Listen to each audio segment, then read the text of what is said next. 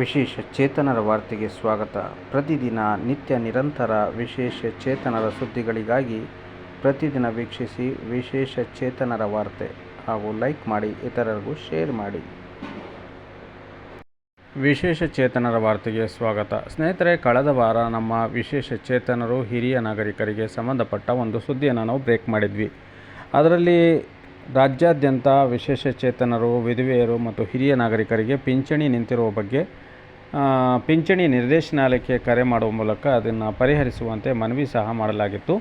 ಮತ್ತು ಎಳೆಯಾಗಿ ನಮ್ಮ ವಿಶೇಷ ಚೇತನರು ಮತ್ತು ಹಿರಿಯ ನಾಗರಿಕರು ಈ ಒಂದು ಪಿಂಚಣಿ ಬರದಲೇ ಇರುವುದರಿಂದ ಏನೆಲ್ಲ ತೊಂದರೆಯನ್ನು ಅನುಭವಿಸ್ತಾ ಇದ್ದಾರೆ ಅನ್ನೋದನ್ನು ಕೂಡ ನಾವು ಎಳೆಯಾಗಿ ವಿಡಿಯೋ ಸಮೇತ ಸುದ್ದಿಯನ್ನು ಬಿತ್ತರ ಮಾಡಿದ್ವಿ. ಅದನ್ನು ಈಗ ಕಂಡ ತಕ್ಷಣ ನಮ್ಮ ಒಂದು ಸುದ್ದಿಗೆ ಸ್ಪಂದಿಸಿ ಮಾನ್ಯ ನಿರ್ದೇಶನಾಲಯ ಅಂದರೆ ಪಿಂಚಣಿ ನಿರ್ದೇಶನಾಲಯ ಇಂದು 3 ತಿಂಗಳ ಪಿಂಚಣಿಯನ್ನು ಬಿಡುಗಡೆ ಮಾಡಿದೆ.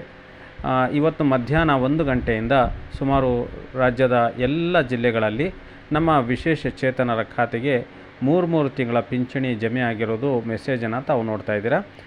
ಹಾಗೂ ಇನ್ನು ಕೆಲವೇ ಗಂಟೆಗಳಲ್ಲಿ ನಮ್ಮ ಹಿರಿಯ ನಾಗರಿಕರಿಗೂ ಏನು ಪಿಂಚಣಿ ನಿಂತಿದೆ ಅವರಿಗೆ ಮತ್ತು ವಿಧವೆಯರಿಗೆ ಮತ್ತು ಮನಸ್ವಿನಿ ಯೋಜನೆಯಡಿಯಲ್ಲಿ ಏನು ಪಿಂಚಣಿ ಬರ್ತಾಯಿತ್ತು ಆ ಒಂದು ವಿಶೇಷ ಚೇತನರದು ಸಹ ಎಷ್ಟು ತಿಂಗಳು ಅಂದರೆ ಕನಿಷ್ಠ 3 ತಿಂಗಳು ಅಥವಾ 2 ತಿಂಗಳು ಪಿಂಚಣಿ ನಿಂತಿದೆಯೋ ಅದನ್ನು ಕೂಡ ಕ್ಲಿಯರ್ ಮಾಡುವಂಥ ಎಲ್ಲ ಸಾಧ್ಯತೆಗಳು ಇವೆ ಅಂತೇಳ್ಬಿಟ್ಟು ಅವರು ಕಳೆದ ವಾರ ನಮಗೆ ಮಾತನ್ನು ಕೊಟ್ಟಿದ್ದರು. ಅದರಂತೆ ಈಗ ನಿರ್ದೇಶನಾಲಯ ಪಿಂಚಣಿಯನ್ನು ಬಿಡುಗಡೆ ಮಾಡಿದೆ. ಸ್ನೇಹಿತರೆ, ಈ ಸುದ್ದಿಯಿಂದ ನಮ್ಮ ಒಂದು ವಿಶೇಷ ಚೇತನ ವಾರ್ತೆಯ ಸುದ್ದಿ ಪ್ರಸಾರದಿಂದ ಒಂದು ಸುದ್ದಿ ಪ್ರಸಾರದ ಫಲಶ್ರುತಿ ಅಂತ ಹೇಳ್ಬಿಟ್ಟು ನಾವು ತಿಳಿತಾ ಮುಂದೆಯೂ ಕೂಡ ಹೀಗೆ ನಮ್ಮ ಚಾನಲ್ನ ತಾವು ವೀಕ್ಷಣೆ ಮಾಡಿ.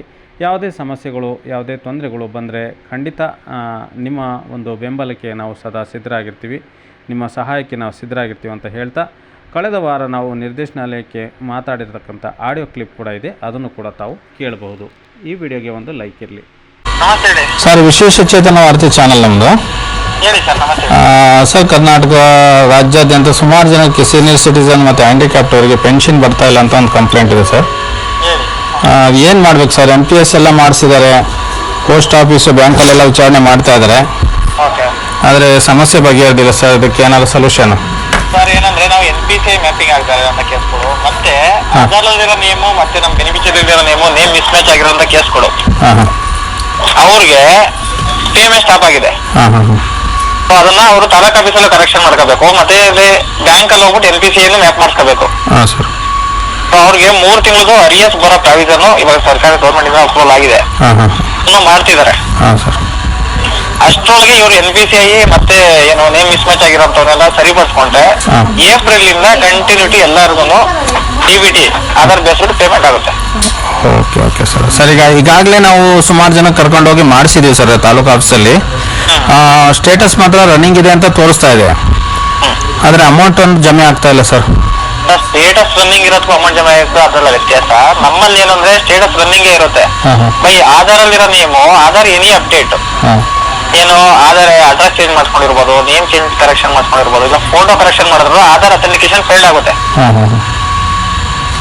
ಅದನ್ನ ತಾಲೂಕ್ ಆಫೀಸಲ್ಲಿ ಬಂದು ಎಂಟ್ರಿ ಮಾಡಿಸ್ಬೇಕು, ಅವ್ರು ಅಪ್ಡೇಟ್ ಮಾಡಿಸ್ಬೇಕು.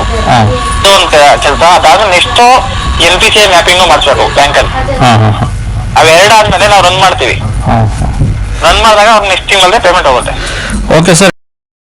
ಇದಾದ ನಂತರವೂ ಪಿಂಚಣಿ ಬಾರದೇ ಇರತಕ್ಕಂಥ ವಿಶೇಷ ಚೇತನರು, ಹಿರಿಯ ನಾಗರಿಕರು, ವಿಧವಾ ವೇತನ ಪಡೆಯುತ್ತಿರುವವರು, ಮನಸ್ಸಿನ ವೇತನ ಪಡೆಯುತ್ತಿರುವವರು, ಫಲಾನುಭವಿಗಳು ಸದ್ಯ ನೀವು ನಾಡ ಕಚೇರಿಗೆ ಹೋಗಿ ಅಥವಾ ನಮ್ಮ ತಾಲೂಕು ಕಾರ್ಯಾಲಯಕ್ಕೆ ಹೋಗಿ, ತಹಸೀಲ್ದಾರ್ ಅವರ ಕಚೇರಿಗೆ ಹೋಗಿ, ಅಲ್ಲಿ ಒಬ್ಬರು ನೋಡಲ್ ಆಫೀಸರ್ ಇರ್ತಾರೆ ಪಿಂಚಣಿ ಚೆಕ್ ಮಾಡುವಂಥವ್ರು, ಅವ್ರ ಹತ್ರ ನಿಮ್ಮ ಆಧಾರ್ ಕಾರ್ಡನ್ನು ಅಪ್ಲೋಡ್ ಮಾಡಿಸ್ಬೇಕು, ಅಂದರೆ ಅಪ್ಡೇಟ್ ಮಾಡಿಸ್ಬೇಕು. ಮತ್ತು NPC ಆಗಿಲ್ಲ ಅಂದರೆ ಬ್ಯಾಂಕಿಗೆ ಹೋಗಿ ಅಥವಾ ಪೋಸ್ಟ್ ಆಫೀಸಿಗೆ ಹೋಗಿ ನಿಮ್ಮ ಖಾತೆಗೆ NPCಯನ್ನು ಮಾಡಿಸ್ಬೇಕು ಅಂತೇಳ್ಬಿಟ್ಟು ಈ ಸಂದರ್ಭದಲ್ಲಿ ತಮಗೆ ಸೂಚನೆಯನ್ನು ಕೊಡ್ತಾ ಇದ್ದೀವಿ. ಯಾಕಂದರೆ ಇಷ್ಟಲ್ಲದಲೇ ಇದ್ದರೂ ಕೂಡ 3 ತಿಂಗಳು ಪಿಂಚಣಿ ಜಮೆ ಆದ ನಂತರವೂ ಕೂಡ ಅವರು ಜೂನ್ವರೆಗೆ ಮತ್ತೆ ಕಾಲಾವಕಾಶವನ್ನು ನೀಡಿದ್ದಾರೆ. ಆಧಾರ್ ಅಥೆಂಟಿಕೇಷನ್ ಫೇಲ್ ಆಗಿದರೆ ಯಾವುದೇ ಕಾರಣಕ್ಕೂ ನಿಮ್ಮ ಖಾತೆಗೆ ಹಣ ಬರೋದಿಲ್ಲ ಅಂತೇಳ್ಬಿಟ್ಟು, ಆದ್ದರಿಂದ ಈ 2 ಕೆಲಸ ಕಡ್ಡಾಯವಾಗಿ ತಾವು ಮಾಡಲೇಬೇಕು. ಮಾಡಿದರೆ ಖಂಡಿತವಾಗಲೂ ನಿಮ್ಮ ಖಾತೆಗೆ ಪ್ರತಿ ತಿಂಗಳು ಸರಾಗವಾಗಿ ಪಿಂಚಣಿ ಬರ್ತದೆ. ಸ್ನೇಹಿತರೆ, ದಯವಿಟ್ಟು ಈ ವಿಡಿಯೋನ ಎಲ್ಲರಿಗೂ ಶೇರ್ ಮಾಡಿ, ಈ ಸುದ್ದಿಯನ್ನು ಎಲ್ಲರಿಗೂ ಮುಟ್ಟಿಸಿ ಅಂತ ಹೇಳ್ತಾ ವಿಡಿಯೋ ಮುಗಿಸ್ತಾ ಇದ್ದೀನಿ. ಜೈ ಹಿಂದ್.